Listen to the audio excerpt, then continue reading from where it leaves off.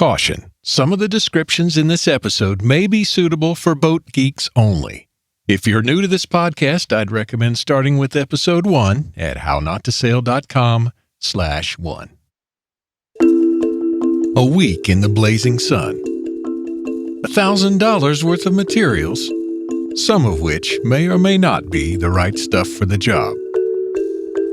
What could possibly go wrong? How Not to Sail, sponsored by our awesome Patreon patrons and Latitudes and Attitudes magazine. They ruin my life, so why not let them ruin yours today at latsats.com.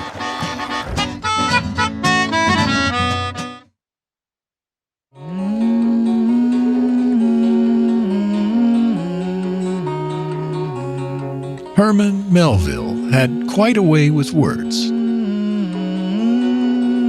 I wonder if you can relate to these words from near the beginning of Moby Dick. Whenever I find myself growing grim about the mouth, whenever it is a damp, drizzly November in my soul, whenever I find myself involuntarily pausing before coffin warehouses and bringing up the rear of every funeral I meet, and especially whenever my hypos get such an upper hand of me that it requires a strong moral principle to prevent me from deliberately stepping into the street and methodically knocking people's hats off, then I account it high time to get to sea as soon as I can. This is my substitute for pistol and ball. With a philosophical flourish, Cato throws himself upon his sword. I quietly take to the ship. It was Willie what got drowned in the deep blue sea. In my case, I needed something simple and tangible to work on for a few days, alone. And JC Sails needed some TLC. The white gel coat on the cabin top and in the cockpit had been turning to powder for years, to the point that whenever we'd sit in the cockpit or on the cabin top, our clothes would look like we'd been touring a chalk factory. In some places, the bare fiberglass of the boat peeked through where the gel coat had completely worn off. Also, everywhere the teak eyebrows above the port lights were screwed in was a potential entry point for water to get into the wooden core of the cabin. Ditto for the teak handrails on the cabin top where they were screwed in. And as I discovered for the port lights already, wood plus water equals bad. For a long time, when I'd return to the vessel, I would find brown stains on the galley countertop, which I attributed to rainwater making its way through the cabin top via those damn screw holes. Besides the fact that the upper part of the boat looked like shit, I was worried the cabin top might start to rot within its fiberglass skin. Work needed to be done, and I needed to work with my hands. The forecast showed a string of days with a low chance of rain, so I figured this was my chance to make some progress. I didn't think of this as a substitute for throwing myself on my sword like Cato, but there were times under the blazing sun when the former seemed preferable. And when I discovered how much work the wrong advice had cost me, it's probably a good thing I didn't have pistol and ball handy. I came down on a Thursday, best I recall, and spent the next day consulting with Maxie, who was in Cairo, on the final edits and mixes for episode 22 of the podcast. Then I took Cliff and Laureen sailing on Saturday, and one more solo sail for good measure on Sunday.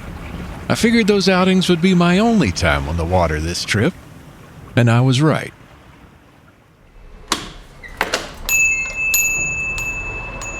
First thing Monday, I set out for the local distributor for all things fiberglass, resin, and boat paint, who shall remain nameless for now, as they are generally a decent place to purchase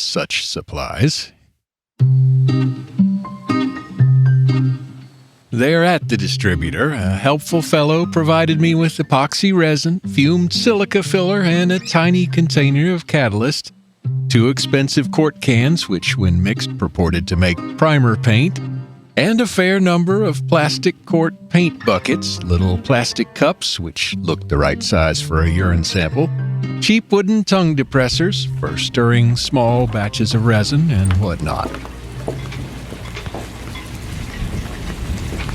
Back at the boat, the first brilliant thing I did, no, seriously, was lower my expectations.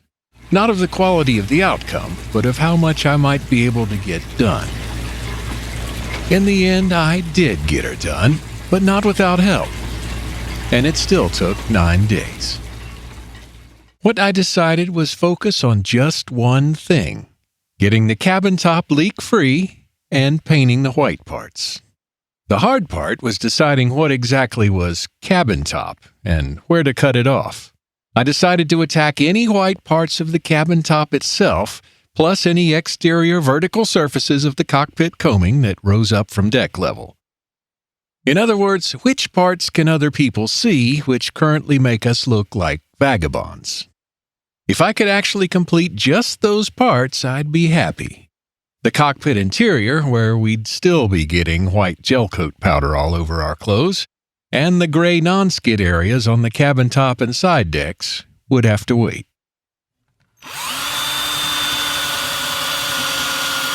The first thing I did was remove the teak eyebrows above the windows, or port lights, permanently, and the handrails on the cabin top, temporarily. I mixed some of the resin stuff with some of the fumed silica stuff and some catalyst, wear a mask, and after stirring it well, started filling in where the screw holes were for the teak eyebrows. No, wait, I think I sanded and wiped everything with acetone first. There was a lot of sanding and a lot of wiping things down with acetone. Anyway, I applied just enough resin to fill the screw holes and any spider cracks emanating from them, and scraped the excess resin flat with a little piece of plastic, so there'd be minimal resin to sand later. Then I did the thing which I'm still waiting to see if it will work. I wanted to keep the cabin top handrails, but without water leaking through the screw holes. So what I did was to carefully drill some bigger holes right where the old screw holes were. Substantially bigger. Then I filled the holes with the epoxy filler stuff, squeezing the mixture into the holes with a syringe. The thinking was this: I'd paint the cabin top, then replace the teak handrails, but this time they'd be screwed into solid epoxy resin. First, though, I'd need to drill some new pilot holes or else the resin would crack. I haven't put the handrails back on yet, and didn't drill the pilot holes. Since I had to leave the boat, having a nice watertight cabin top is better than having one with a bunch of new pilot holes drilled in it. Okay, here's where the pistol and ball threatened to make their presence known. After letting the resin cure overnight, I sanded everywhere I'd filled in cracks and screw holes and wiped them again with acetone. Then I opened up the 2 quart cans of, quote, primer components and started to stir them up. One of the 2 cans was particularly hard to stir. The top layer was kind of a brown liquid, and the rest of the can was like peanut butter, but much thicker. The other can contained some kind of white base, according to the label. It wasn't as hard to mix, but still could use some help. And the can of brown stuff would take all day. I felt like my paint stick would snap at any moment trying to mix the damn stuff. I called the distributor and asked if they could shake up the cans in a paint shaker. It was a 20-minute drive to the distributor, but I figured that was better than trying to take the stuff into Home Depot. At the distributor, nobody commented on the 2 cans I brought in, or why they didn't shake them up to begin with, or why I was even using those 2 particular products in the same job. Yeah, you see where this is going.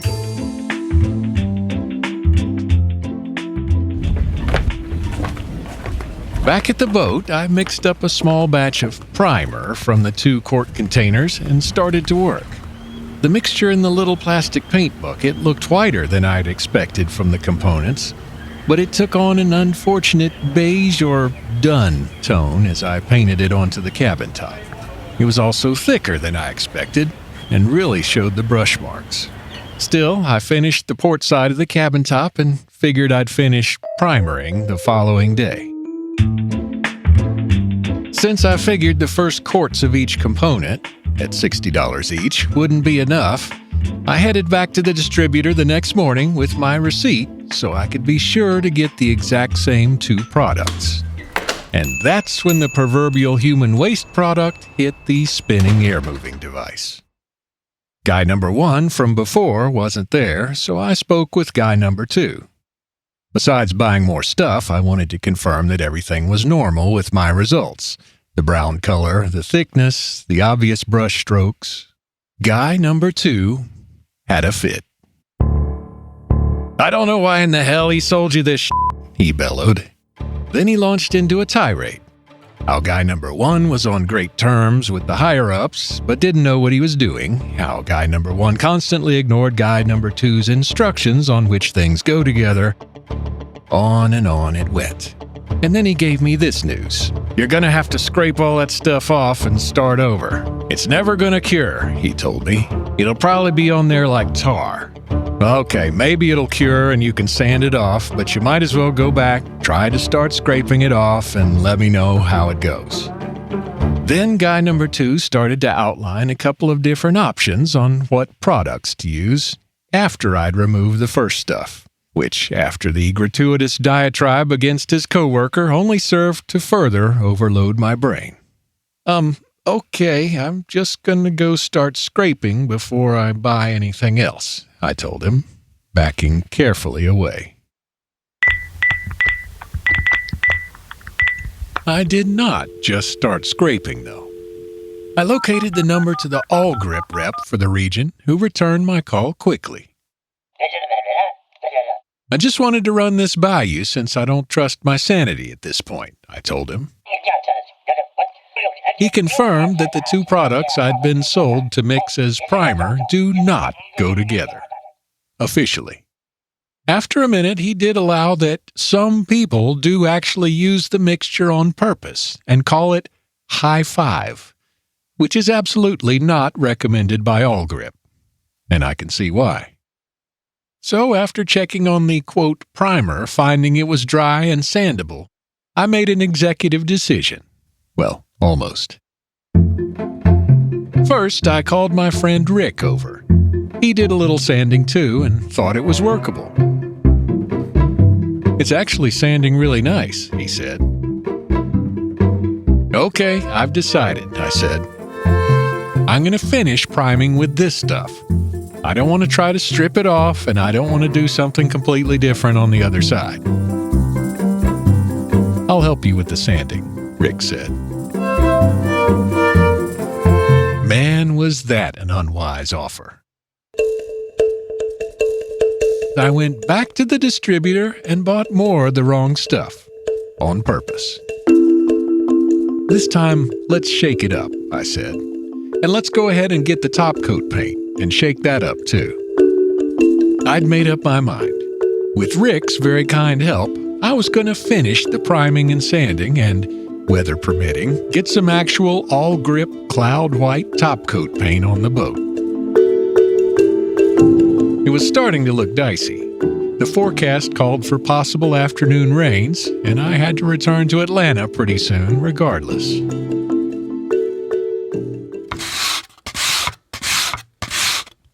I finished priming the starboard side that day, and then spent 2 days, with Rick's help, sanding, and sanding, and sanding. I couldn't believe Rick's perseverance and generosity. "Couldn't get it done without you," I'd say. "Well, I kind of enjoy it," he'd say. "You're a strange fella, but I appreciate it greatly," I'd say.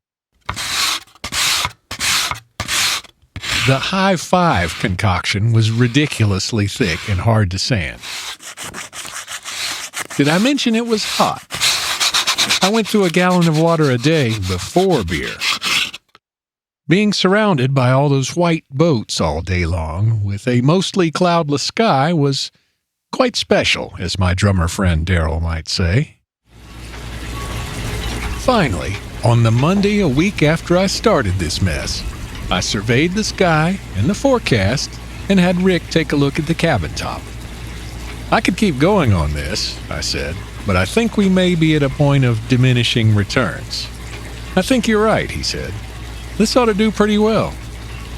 So I got to work applying the actual top coat. It was pretty sweet right off the bat. And now, instead of that crazy dun-colored mess, a nice white cabin top began to appear. And I finally figured out how to tip and roll with brush and roller, and got faster at it. Also, after learning my lesson with the primer coat, I taped off everything I didn't want white paint on, like hatches and other hardware. This, like filling in the cracks, priming, and sanding, was time-consuming, but must be done if you want the end result to look good. I managed to get a top coat on everything that Monday, but would it rain in the evening? And would that mess up the paint job?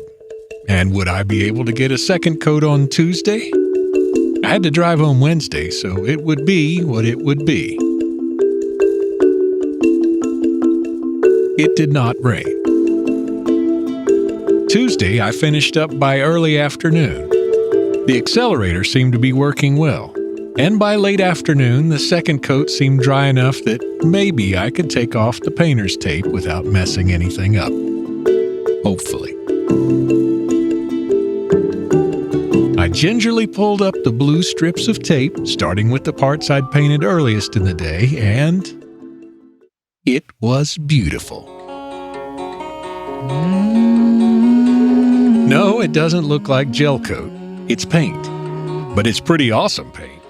For a change, now the cabin top looks like something we can be proud of. Well, except for the eroding non-skid and the missing handrails, which I still need to reattach the next time I quietly take to the ship, as Melville would say.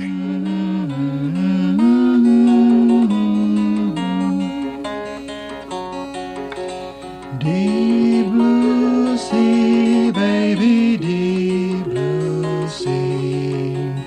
Deep blue sea, baby, deep blue sea. Deep blue sea, baby, deep blue sea. It was Willie what got drowned in the deep blue sea. Join me next time when I reckon we'll probably talk about the last storm that came through the marina, whatever that one was called. Don't forget to check out the show notes at hownottasail.com/25. And heck, leave me a comment while you're there. I love to hear from you. Thanks as always to our awesome Patreon crew and Latitudes and Attitudes magazine. They ruined my life, so why not let them ruin yours today at latsats.com. Special thanks to Maxie Freeney for mixing this episode. You can find him at maxifreeney.com. That's MAXIFRINI. Oh, and actually, I just remembered, I put a little Easter egg in the transcript in the show notes. So the third person that goes to hownottasail.com/25, check out the transcript there and let me know what interesting thing I incorporated into the transcript. Well, interesting to me anyway. And I'll send you a How Not to Sail t-shirt. Again, that's for the third person to let me know in the comments for this episode what interesting thing is incorporated into the transcript. And I'll give you a hint, it has to do with the beginning and end of this episode. Just scroll down to the bottom of the page at hownottasail.com/25 and you'll see the place to comment. Be sure and include your name and email. Unless I'm having a senior moment, the email will not be published on the page. But I would need to contact you if you are the t-shirt winner. And you can always find all things How Not to Sail at hownottasail.com. Remember to check that fuel gauge before you go out. Not that I'm speaking from experience. And I'll see you next time on How Not to Sail. Screwing up is part of cruising. Let me show you how.